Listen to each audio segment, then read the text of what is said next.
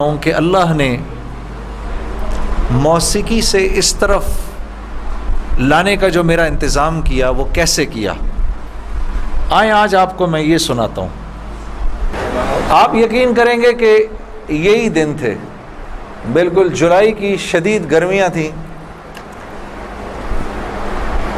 پنجاب میں تو جولائی میں تھوڑا موسم تھوڑا سا قدرے بہتر ہو جاتا ہے، کراچی میں جولائی میں حبس بڑھ جاتا ہے اور بہت بڑھ جاتا ہے۔ تو یہی جولائی کے دن تھے، میں گاڑی میں بیٹھا ہوا، شیشہ اس کا چڑھا ہوا تھا اور میں جا رہا تھا، تو میں نے اپنے بائیں طرف سے ایک جماعت کو گزرتے ہوئے دیکھا۔ مجھے کچھ اس طرح پتا تھا کہ یہ کچھ ایسی ایک جماعت ہے جو لوگوں کو مسجد کی طرف لے جاتی ہے اور وہ تنگ ونگ کرتی ہے، لوگوں کو گھروں سے نکال لیتی ہے، تو لوگ اس جماعت سے بھاگتے پھرتے ہیں۔ کچھ ایسا سنا تھا میں نے، کوئی ایک ایسی جماعت ہے۔ تو میرے دل میں یہ خیال آیا کہ دیکھو تم تو آرام سے گھر میں بیٹھے ہوئے ہو، گاڑی میں بیٹھے ہوئے ہو، اور یہ دیکھو یہ بیچارے لوگوں کو نماز کی طرف، اللہ کی طرف بلا رہے ہیں، اور ان کے کپڑے بالکل بھیگے ہوئے تھے پسینے سے، اور تم ان کے بارے میں غلط سوچ رہے ہو، ایسا نہ ہو کہ آگے جا کے تمہاری گاڑی وجے کہیں۔ تو اپنی گاڑی کو بچانے کے چکر میں میں نے وہاں سے یو ٹرن مارا، اور یو ٹرن مار کے میں واپس لایا، اور واپس لا کے میں نے گاڑی کو یہ جماعت کے کچھ جو ساتھی تھے ان کے آگے روک لیا۔ روک کے میں گاڑی سے اتر کے میں جو جماعت کا جو سب سے آگے جو تھے بزرگ تھے، میں ان کے پاس گیا اور میں نے جا کے ان سے ایسے ہاتھ ملا کر میں نے کہا جی آپ بڑا اچھا کام کریں، میرے لیے بھی دعا کریں، ایسے ہی کہہ دیا میں نے۔ تو انہوں نے میرا ہاتھ پکڑ لیا اور مجھے کہنے لگے میں آپ کے لیے ضرور دعا کروں گا۔ اب مجھے کیا پتا کہ گشت پر نکلا ہوا ہو کوئی، اور وہ گشت پہ نکلا ہوا آدمی دعا کرے، یہ کیسے ہو سکتا ہے اللہ قبول نہ کرے؟ ہو سکتا ہے اس اللہ کے ولی نے میرے لیے دعا کر دی ہو۔ اب آپ لوگ اللہ کا نظام دیکھیں میری بہنوں اور میرے بھائیوں، بہت عجیب بات ہے۔ اس جماعت میں ایک جو لڑکے تھے ان میں سے ایک نے اپنی مسجد میں جا کر بتایا تمہیں پتہ ہے آج ہمیں روکا کس نے؟ تو انہوں نے کہا بھائی کس نے روکا؟ کہا وہ سنگر نہیں ہے جنید جمشید، اس نے آج، یہ لوگ مقامی گشت کر رہے تھے، اس نے گشت کے دوران ہمیں روک لیا، اس نے ہم سے ایسے کہا بھائی ہمارے لیے دعا کرنا۔ اور جس مسجد میں اس نے یہ بات کہی، اس مسجد میں ایک نمازی تھا جو تبلیغ میں لگ چکا تھا، وہ 16 سال پہلے میرے ساتھ سکول پڑھتا تھا۔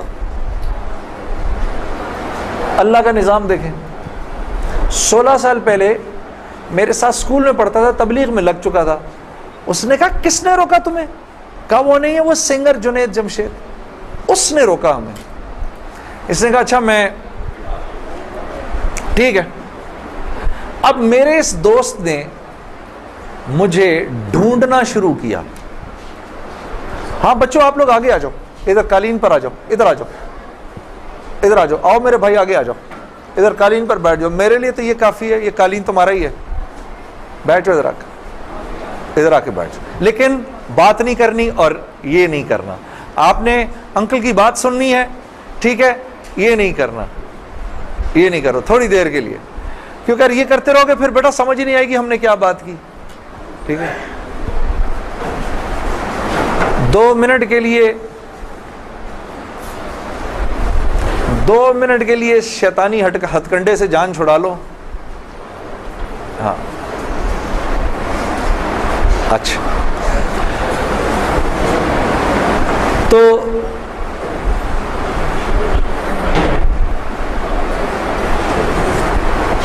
خیر میرے اس دوست نے مجھے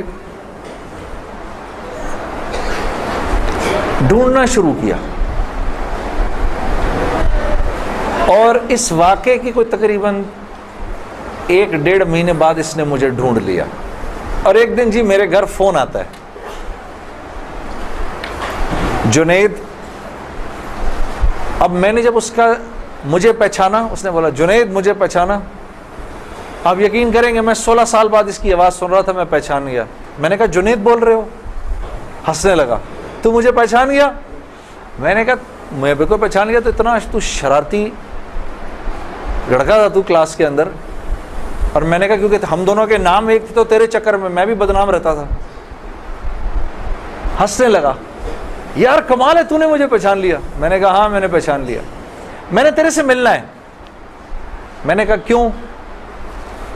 کہتا ہے بس ایسے ہی، وجہ کوئی نہیں ہے. میں نے کہا یار اچھا ہماری زندگی ایسی تھی، شوبز کی زندگی تھی ہماری، کہ ہمارا دل ملنے کو نہیں کرتا تھا کسی سے. یعنی ہم نے مینیجر رکھے ہوتے تھے جو ہمیں صرف لوگوں سے دور رکھتے تھے. ان کا کام تھا لوگوں سے بات کرنا، لوگوں سے ڈیل کرنا، ہم تک کوئی نہ پہنچے بس. یہاں تک کہ آپ حیران ہوں گے اگر میں آپ کو بتاؤں، یہ بڑی ایک افسوسناک بات ہے کہ ہمارے اپنے گھر والوں کا ہماری زندگی میں رول کم ہوتا تھا، ان مینیجرز کا رول زیادہ ہوتا تھا. آپ نے گھر کب جانا ہے، بچوں سے کب ملنا ہے، یہ تک ان مینیجروں کے ہاتھ میں ہوتا تھا. تو اب کوئی مجھے فون کرے کہ میں نے تم سے ملنا ہے، یہ تھوڑی کہ میں فوراً مل لوں گا اس سے. اب پتہ نہیں اللہ جانے اس نے کیوں ملنا ہے، میرا وقت ضائع کرے گا کیا ہے. تو میں نے جنید غنی سے کہا کہ یار بغیر وجہ کے کیوں ملنا ہے تم نے، بس ایسے ہی. میں نے کہا انشاءاللہ دیکھو پھر چلو اللہ نے کبھی موقع دیا تو ملیں گے. کڑک میں نے فون بند کر دیا. ہمیں تو عادت تھی فون بند کرنے کی. اگلے دن پھر فون آ گیا اس کا. میں نے بولا کیا کام ہے؟ کام کوئی نہیں، ملنا ہے. کیوں؟ یار کوئی وجہ نہیں، مل لیتے ہیں. میں نے کہا یار وقت نہیں ہے، فون پہ بات کر لو. نہیں فون پہ کام کوئی نہیں ہے. کڑک فون پر. ایک دفعہ ہوا، دو دفعہ، اب اس کا میں ہیلو سنتا تھا فون بند کر دیتا تھا. یہ سلسلہ 1-2 مہینے تک چلتا رہا، یہاں تک کہ جنید غنی کو میرے گھر کے نوکروں کے نام یاد ہو گئے، فون اٹھانے والوں کے نام یاد ہو گئے، سب کچھ یاد ہو گیا. اس کو سب پتا ہوتا تھا میں کب پاکستان میں ہوں، کب نہیں ہوں، کب کہاں ہوں، سب. ایک دن اس کا فون آیا تو جب میں نے فون رکھنے لگا مجھ سے کہتا دیکھ میں تجھے اللہ کا واسطہ دیتا ہوں، میری 1 منٹ کی بات سن لے. میں نے بولا بولو. میں ابھی عمرہ کر کے آیا ہوں تو میں مدینے اور مکے کی کھجوریں اور زمزم اور یہ کچھ چیزیں لے کر آیا ہوں، یہ لے لے میرے سے، پھر اس کے بعد میں چلا جاؤں گا. کتنی دیر کے لیے آؤ گے تم؟ 5 منٹ کے لیے. میں نے کہا ہاں 5 منٹ. جنید غنی یاد رکھنا 5 منٹ. 5 منٹ. دوپہر کو مجھے یاد ہے 3:30 بجے ابھی تک پلاننگ ہوئی. جنید غنی صاحب آئے. اب میں نے جب جنید غنی کو دیکھا تو میرا تو دماغ ہی چکرا گیا. کیا دیکھتا ہوں، سفید لباس جیسے مولوی صاحب نے پہنا ہوا ہے، سر پہ پگڑی، اتنی بڑی داڑھی، اوپر واسکٹ پہنی ہوئی اس نے، پائنچے اس کے اوپر. میں نے کہا جنید غنی یہ تجھے کیا ہو گیا؟ کہتا ہے مجھے کیا ہو گیا؟ میں کیا کہوں تجھے کیا ہو گیا؟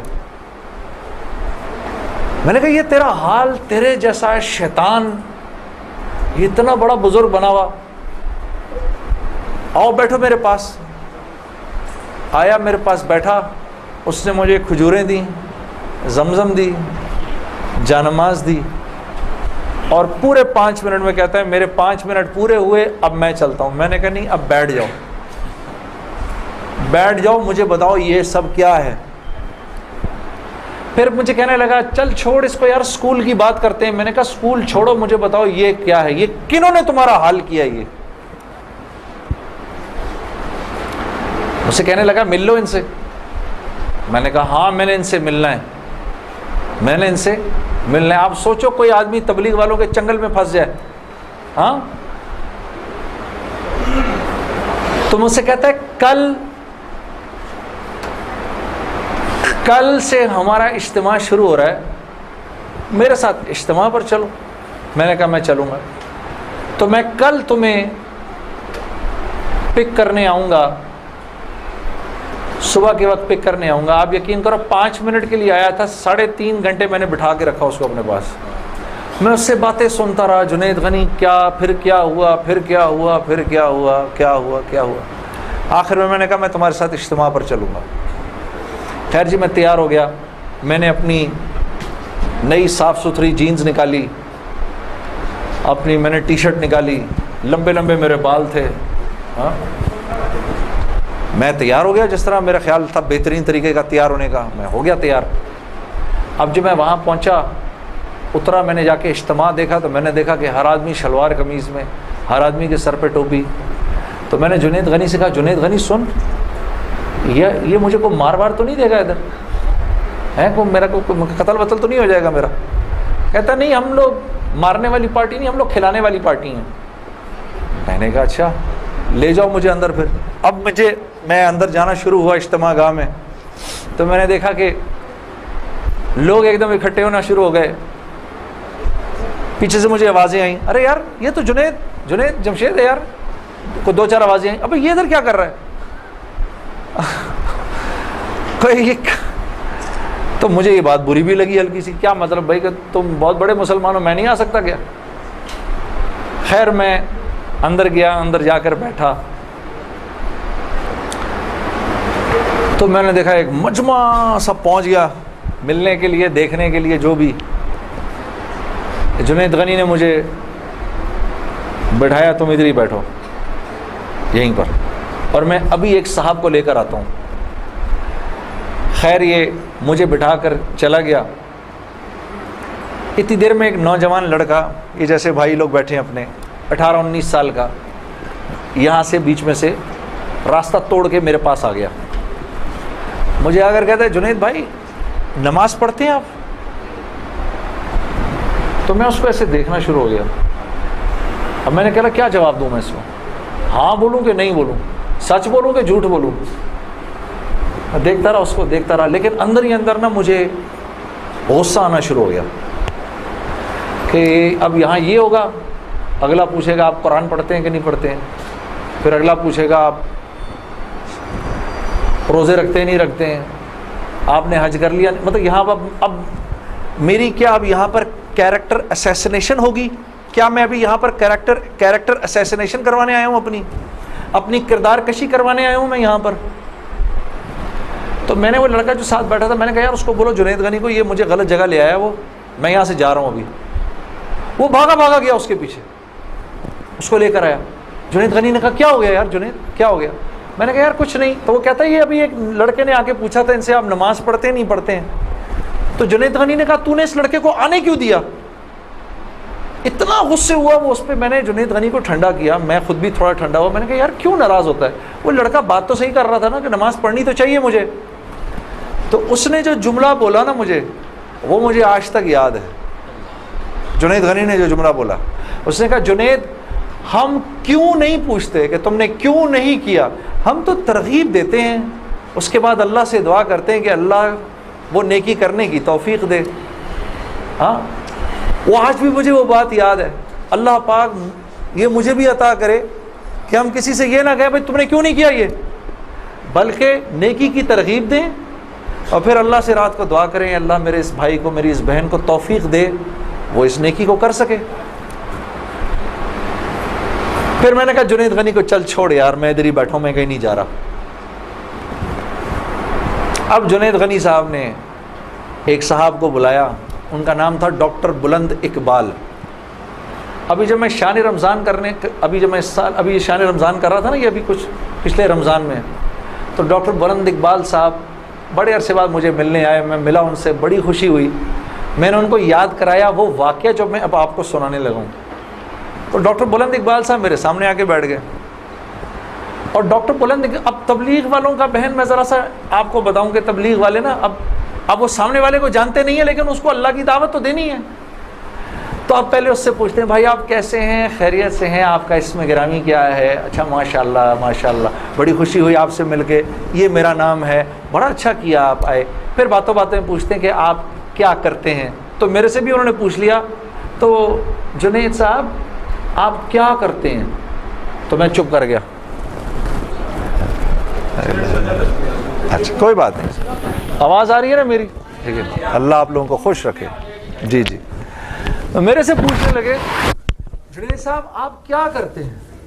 اب میں اس کی شکل دیکھنا شروع ہو گیا. میں نے کہا ابھی تک تو جی اچھا ہو رہی ہے اس کی ریکارڈنگ؟ اچھا اچھا، چلو آپس میں بات نہیں، میرے سے سن لو، آپس میں بات نہ کریں. تو میرے سے نا اب میں ان کی شکل دیکھوں، میں نے کہا اب تک مار نہیں پڑی تو اب پڑے گی. اب جو میں نے بتایا نا میں کیا کرتا ہوں، تو میرے چہرے کے بدلتے ایکسپریشنز دیکھ کے نا جنید غنی نے ان سے کہا ارے ڈاکٹر صاحب آپ اس کو نہیں پہچانتے، یہ وہ ہے نا جس نے دل دل پاکستان گایا ہے.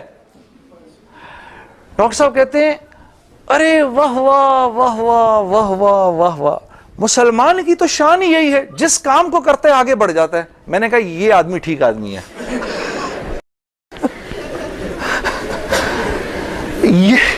یہ بالکل ٹھیک آدمی ہے، اس سے کرو دوستی. تو بعد میں میں نے ڈاکٹر صاحب سے کہا ڈاکٹر صاحب یہ جواب آپ کہاں سے لائے اتنا خوبصورت سا؟ تو مجھے کہنے لگے یار میں نہ تجھے جانتا نہ مجھے یہ پتا دل دل پاکستان کیا. تو جب اس نے بولا نا کہ اس نے دل دل پاکستان گایا تو میں نے کہا واہ واہ واہ واہ، اور میں دل میں دعا کروں یا اللہ جلدی سے صحیح جواب میرے ذہن میں ڈال، جلدی سے صحیح بات ڈال میرے ذہن میں. تو میں نے فٹ کہہ دیا.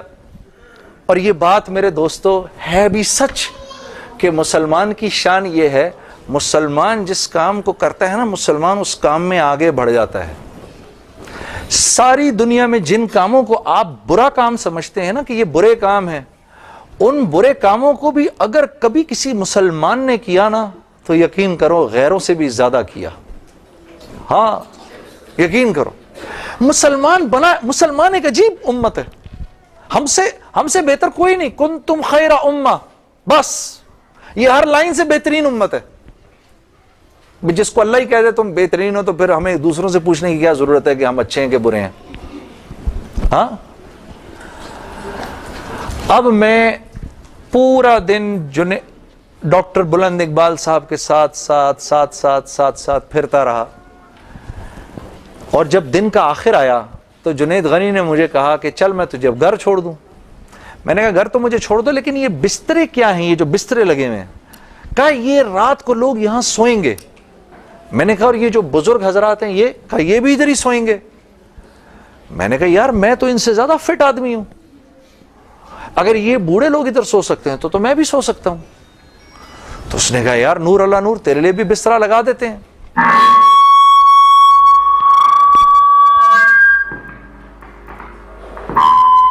جی اب ٹھیک ہے. تو مجھے کہنے لگا تیرے لیے بھی بسترا لگا دیتے ہیں. میں بھی سو گیا ادھر ہی اس رات کو. وہ شاید زندگی کی پہلی دفعہ زندگی میں رات کو تہجد کی نماز پڑھی، اٹھا دیا اس نے بیچ میں. تو ایک دن گزرا، دوسرا دن گزرا، تیسرے دن مولوی طارق جمیل صاحب کا بیان تھا. اب مجھے تو نہیں پتا یہ کون ہے. ہاں اچھا مولوی صاحب نے بیان کیا تو میں نے جنید غنی سے کہا یار بڑے اچھے اچھے بیان تھے یہ سارے تیرے بزرگ، یہ کون آدمی ہے؟ کہنے لگا یار یہ ہیں ہمارے ایک مولانا. میں نے کہا یار میں نے ان سے ملنا ہے. کہتا یار ان سے نہیں مل سکتا کوئی. میں نے کہا بھائی میں اس ملک کے صدر سے بھی مل سکتا ہوں اور اس ملک کے پرائم منسٹر سے بھی مل سکتا ہوں، یہ مولوی سے ملنا کیا مشکل ہے؟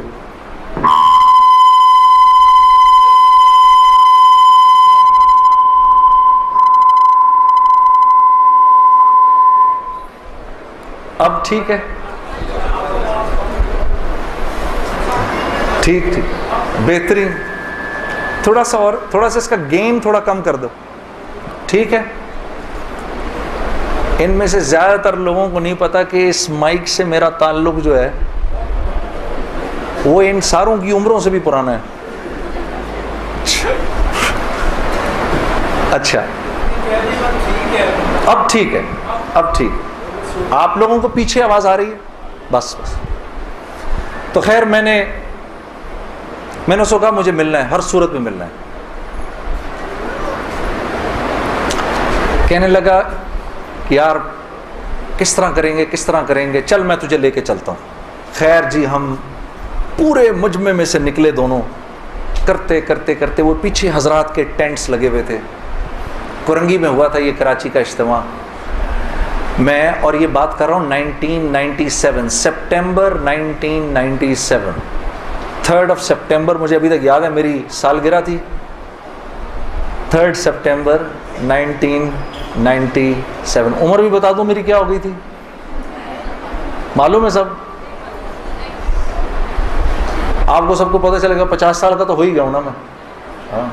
اب کیا ڈرنا, جو 50 سال کا بندہ ہو جائے وہ کیا عمر چھپایا اپنے.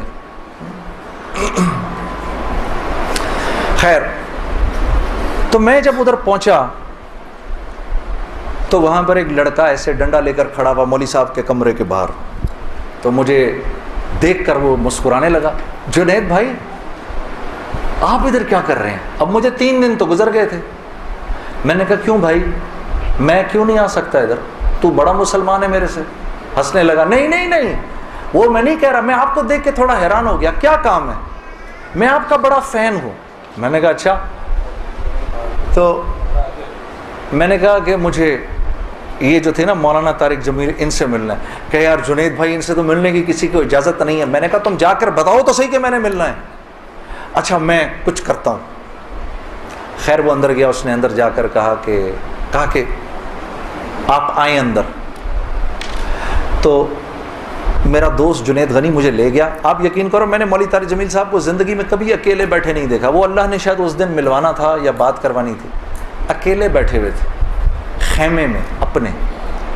جنید غنی نے جا کر اندر کہا مولانا میرا ایک دوست ہے جنید جمشید, وہ آپ سے ملنا چاہتا ہے. مولانا نے کہا کون جنید جمشید؟ میں باہر کھڑا حیران ہو گیا, ان کو کیسے پتا میں کون ہوں؟ اندر بھیجو اس کو, اندر بھیجو. مجھے بلایا اندر اور جنید غنی کو کہا تم باہر جاؤ, تم باہر انتظار کرو. وہ باہر چلا گیا. یہ نوجوان جیسے بیٹھا ہے ایسے جا کے میں مولوی صاحب کے سامنے بیٹھ گیا, اور مجھے ایسے تیز نظروں سے انہوں نے دیکھنا شروع کر دیا. میں نے کہا آپ مجھے ایسے کیوں دیکھ رہے ہیں؟ کہتے ہیں میں تجھے نہیں دیکھ رہا, میں تو اللہ کی شان دیکھ رہا ہوں. میں نے کہا جی کیا مطلب؟ کہا تیرے بڑے بڑے بورڈ لگے ہیں فیصل آباد کے اندر, بڑے بڑے بورڈ لگے ہیں. میں اکثر ان بورڈز کو دیکھ کر کہتا تھا, مجھے بعد میں مولانا نے بتایا, میں ان کو بورڈز کو دیکھ کر کہتا تھا ہر ایک کو ہدایت مل سکتی ہے, اس کو نہیں مل سکتی. ہاں آج میں جب ادھر ایئرپورٹ آ رہا تھا تو ایئرپورٹ پہ تیرا بڑا سا بورڈ لگا ہوا تھا, ایسے ہی میرے دل میں آئی یا اللہ کیا یہ نہیں ہو سکتا کہ اس سے میری ملاقات ہو جائے, اور تو میرے سامنے بیٹھا ہے, میں اللہ کی شان دیکھ رہا ہوں. تو میں نے کہا اچھا.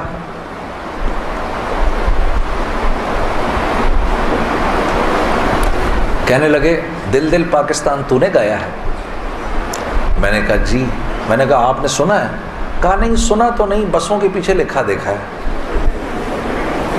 میں نے کہا چلو یہ کسی یوں پہنچا نہ پہنچا, آئے تو صحیح برسر الزام ہی آئے.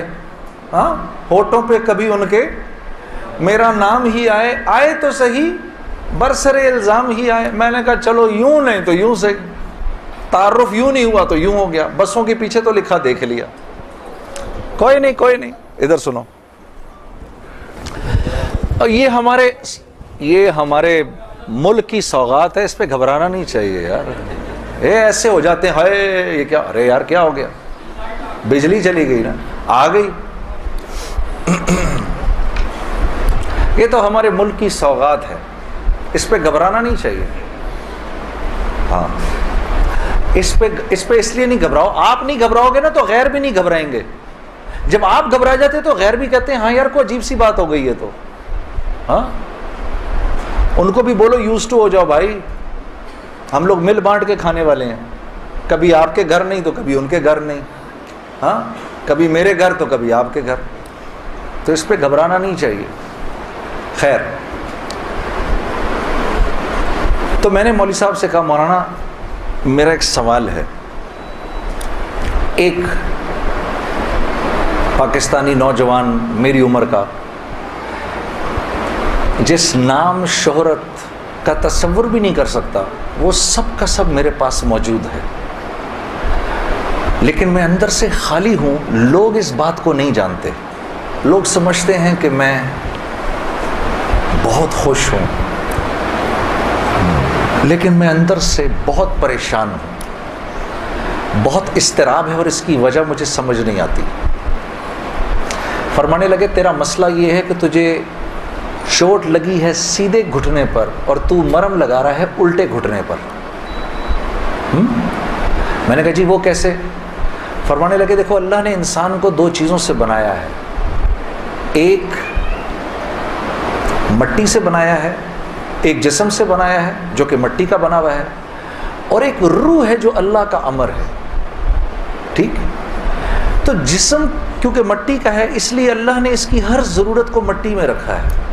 جو کھانا ہم کھاتے ہیں، جو کپڑے ہم پہنتے ہیں، جو پانی ہم پیتے ہیں، جو جن گھروں میں ہم رہتے ہیں، جو چیزیں ہم استعمال کرتے ہیں، یہ سب جسم کی ضرورت کی چیزیں ہیں، اور کیونکہ جسم مٹی کا ہے تو اللہ نے ان تمام ضرورتوں کو مٹی میں رکھا ہے۔ روح اللہ کا امر ہے، یہ آسمانوں سے آئی ہے تو اس کی خوراک بھی آسمانوں پر ہے، زمین میں نہیں ہے۔ پھر فرمانے لگے اگر میں تم کو سونے کے ایک محل میں بند کر دوں اور 4 دن کھانے کو نہ دوں تم کیا کرو گے؟ میں نے کہا ظاہر سی بات ہے میں چیخوں گا کہ مجھے کچھ کھانے کو دو۔ کہا بس یہی حال تیری روح کا ہے کہ تیرا جسم اچھے اچھے کپڑے پہنتا ہے، بڑی بڑی گاڑیاں چلاتا ہے، اچھے اچھے محلوں میں رہتا ہے، اور تو اپنے آپ کو سیٹسفائی کرنا چاہتا ہے، لیکن اندر تیری روح جو ہے وہ بھوکی ہو کے جب چیختی ہے تو تیرے سر میں درد ہوتا ہے، تو اس روح کی بھوک کا بھی تو علاج کر۔ تو میں نے کہا اس کی خوراک کہاں ہے؟ کہا یہ آسمانوں سے آئی ہے تو اس کی خوراک بھی آسمانوں پر ہے، زمین میں نہیں ہے۔ اور دل کے سکون، چین اور اطمینان کا تعلق اس مٹی کے بنے ہوئے جسم سے نہیں ہے بلکہ اس آسمان سے آئی ہوئی روح سے ہے۔ تو میں نے کہا اس کی غذا کیا ہے؟ فرمانے لگے اس کی غذا اللہ کا کلام ہے، اللہ کے حکم ہے، اس کی غذا نبی کی زندگی ہے، نبی کے طریقے ہیں، نبی کی سنت ہے۔ وہ جب تک اس کو ملیں گے نہیں یہ بھوکی رہے گی، اور جب یہ بھوک کر چیخے گی تو پھر تم تو مسلمان ہو، تمہیں تو پتہ ہے، غیروں کو تو پتہ نہیں، وہ دماغ کی اس چیخ کو سلانے کے لیے کبھی شراب پیتے ہیں، کبھی نشے کرتے ہیں، لیکن یہ تو جب تک روح بھوکی ہے اس وقت تک اندر سے تم مضطرب رہو گے، سکون چین نہیں ملے گا۔ اور پھر قرآن کی وہ آیت پڑھی مجھے آج بھی یاد ہے، الا بذکر اللہ تطمئن القلوب، کہ اللہ پاک چیلنج دے رہے ہیں سب کو کہ اگر دل کا سکون، چین اور اطمینان چاہیے میرے بندو، مالداروں، حکومت والوں، دولت والوں، شہرت والوں، اگر تمہیں دل کا سکون، چین، اطمینان چاہیے تو تمہیں مجھ سے تعلق بنانا پڑے گا، مجھ سے یاری لگانی پڑے گی۔ مولانا کی یہ بات سن کر میں تو پہلے ہی پریشان تھا، 3 دن سے بیان سن رہا تھا، میں تو دھاڑے مار کے رونا شروع ہو گیا، روتا رہا بڑے دیر تک۔ پھر جب مجھے تھوڑا سا چین آیا تو میں نے کہا مولوی صاحب اس کا مطلب کیا ہے، میری پوری زندگی برباد ہو گئی؟ تو فرمایا نہیں، بالکل بھی نہیں، کہ یہ معاملہ تم دنیا والوں سے تھوڑی کر رہے ہو، یہ معاملہ تم تو اللہ سے کر رہے ہو۔ اور اللہ کے ہاں معاملہ کیا ہے؟ اللہ کے ہاں معاملہ کیا ہے کہ ابھی انسان اللہ رب العزت سے معافی مانگنے کا ارادہ ہی کر رہا ہوتا ہے، دل میں ابھی خیال ہی آ رہا ہوتا ہے کہ اللہ رب العزت اگلے پچھلے معاف کر دیتے ہیں سارے۔ پھر مجھے فرمایا، یہ مجھے پھر بات سنائی، حدیث قدسی سنائی کہ میرے بندے تو یہ زمین و آسمان سارے کے سارے اگر اپنے گناہوں سے بھر دے، جو کہ تو بھر نہیں سکتا، اگر تمام جن و انس بھی مل جائیں تو بھر نہیں سکتا، لیکن اگر تو نے ایسا کر بھی دیا، ایک مرتبہ اگر تو نے کہا اے اللہ مجھے معاف کر دے، تو نہ صرف یہ کہ ہم تمہیں معاف کر دیں گے بلکہ تم ایسے ہو جاؤ گے جیسے تم نے ان گناہوں کو کیا ہی نہیں۔ میں تو بے یقینی کی حالت میں مولانا کو دیکھنے لگا، میں نے کہا مولوی صاحب واقعی؟ کہا ہاں۔ پھر پوچھنے لگے کیا ارادہ ہے؟ اب میرا ارادہ میوزک چھوڑنے کا تو نہیں تھا کہ میں نے کہا ادھر آؤ، کیا کہ نمازیں بخشوانے آئے، کیا روزے گلے پڑ گئے؟ ہاں جی، میرا تو کوئی پروگرام نہیں تھا میوزک چھوڑنے کا، لیکن گناہ بھی بخشوانے تھے۔ تو پھر مجھے کہنے لگے توبہ کرو گے؟ میں نے کہا مولوی صاحب کس چیز سے؟ کہا اپنی اس پچھلی زندگی سے۔ میں سوچ میں پڑ گیا۔ اچھا میں نے کہا جی میں توبہ کرتا ہوں۔ میں نے توبہ کی، یا اللہ میوزک چھوڑنے کا تو میرا کوئی موڈ نہیں، یہ مولوی بھی اللہ جانے کیا کہہ رہے ہیں، لیکن اگر تجھے اس سے کوئی میرے لیے بہتر زندگی نظر آتی ہے تو تو مجھے اس زندگی پہ لگا دے کہ واقعی میں چاہتا ہوں کہ تجھے راضی کر سکوں، تجھے خوش کر سکوں۔ اے اللہ پچھلی پوری زندگی پر توبہ کرتا ہوں، اگلی زندگی تیرے حکموں پر چلنے کی کوشش کروں گا۔ اگر تو واقعی ایسا ہے جیسا یہ مولوی صاحب فرما رہے ہیں تو تو مجھے معاف کر دے۔ میں نے کہا توبہ کر لی۔ مولوی صاحب نے کہا اب کیسا محسوس کر رہے ہو؟ میں نے کہا جی بہت ہلکا۔ پھر میں نے کہا لیکن مولوی صاحب بات تو یہ ہے کہ اگر میرے پچھلے سارے معاف ہو گئے اور اس پر اللہ نے اگر جنت دی تو میری تو بہت ہی بڑی جنت ہوگی، آپ سے بھی بڑی۔ تو فرمانے لگے نہیں بیٹا اتنی جلدی نہ کرو، تمہیں وصول تو ہم ہی نے کیا ہے، جو تجھے ملے گا اس سے تو بڑا ہمیں ملے گا ہی ملے گا۔ ہاں لیکن میں نے کہا مولوی صاحب، اور بہنیں اس بات کی تصدیق کریں گی، موسیقی تو روح کی غذا ہے کہ نہیں؟ ہاں یہ سیالکوٹ کی خواتین یقین کرو پورے ملک کی پہلی بہنیں ہیں جو کہہ رہی ہیں نہیں، ورنہ اگر کسی نے نہیں بولا تو چپ ضرور رہی ہیں، سارے مردوں نے بولا ہے موسیقی روح کی غذا نہیں ہے۔ موسیقی روح کی غذا ہے جی؟ یہ دیکھو اب آواز آئی ہے، اب ایسا لگ رہا ہے کوئی بیٹھ کے سن رہا ہے جی۔ موسیقی روح کی غذا ہے جی؟ شاباش، اللہ آپ لوگوں کو اس پر چلا دے۔ اللہ رب العزت آپ کے موبائلوں میں جتنے بھی گانے ہیں سب اڑا دے اسی وقت، گھروں میں جتنی کیسٹیں ہیں سب ٹوٹ جائیں، اللہ کرے ساری سیڈیاں ٹوٹ جائیں، اللہ پاک ایسے کرے گانے کی آواز ہی نہ سننے کو ملے آج کے بعد آپ میں سے کسی کو۔ یہ سوچ لو آمین قبول ہو جائے گا، اب سوچ کے بولنا آمین۔ تو مولوی صاحب نے مجھے کہا کہ نہیں، موسیقی روح کی غذا نہیں ہے، موسیقی نفس کی غذا ہے۔ موسیقی کس کی غذا ہے؟ نفس کی۔ یہ واقعی نفس کی غذا ہے، اور یہ ایسا زہر ہے، ایسا زہر ہے، یہ جب اندر جاتا ہے تو پتہ ہی نہیں چلتا کہ نقصان کتنا کر گیا ہے۔ ٹرائی نہ کرنا، لیکن آپ کہیں جا کر اللہ کی بات سنیں، اس کے بعد جا کر 5 منٹ کا گانا سنیں، ساری صفائی ہو جائے گی، سب اندر ساری صفائی ہو جائے گی۔ میں یہ نہیں کہ بعد میں مجھ سے لوگ پوچھتے ہیں حلال ہے حرام ہے، اس کے لیے تو یہ مولوی بیٹھے ہوئے ہیں نا، ان سے پوچھو۔ میں آپ کو وہ بتا رہا ہوں جو ہوتا ہے، میں آپ کو وہ بتا رہا ہوں جو ہوتا ہے، کہ یہ انسان کو بے باک کر دیتی ہے۔ مجھ سے کسی نے پوچھا بھائی اپنے ملک کے لیے گانا، میں کبھی اپنے ملک کے لیے گانا وہ ایک اور چیز ہے،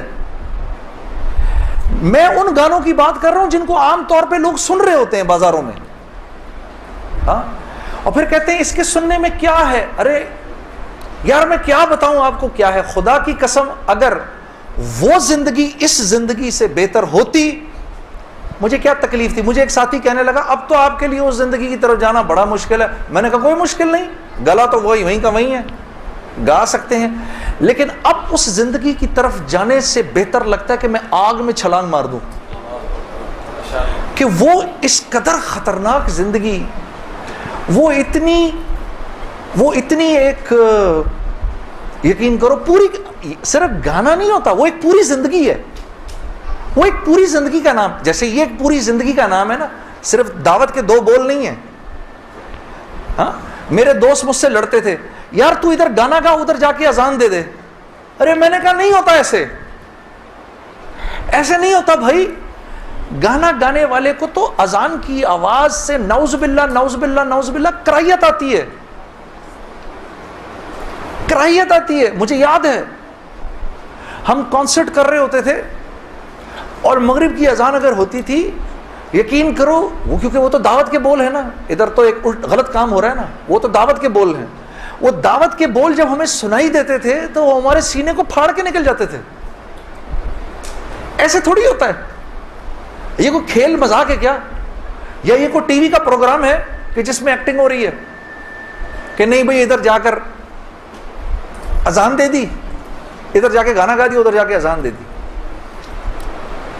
ایسے نہیں ہوتا. اور پھر اللہ کے نیکی کے کام کرنے کی تو اللہ کی طرف سے توفیق ملتی ہے میرے دوست.